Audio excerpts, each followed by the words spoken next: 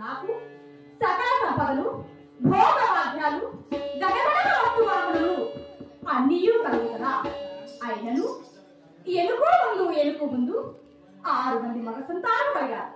అయినా నా గర్భయమున అమ్మాయిని పిలవడానికి నోరాడ ఈ పుట్టింటి వారి పేరు ప్రతిష్ట నిలపడానికి నా గర్భయమున ఒక్క ఆడవాళ్ళ సంతానం కూడా లేదు కదా.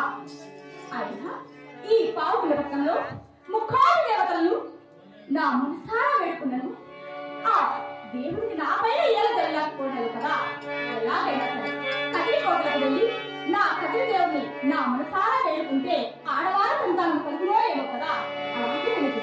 గోవిందనారాయణ గోవింద అమ్మ ఏ పూజామున ఎదురలేదే నీలము కొన్నమ్మ నీవే రాయో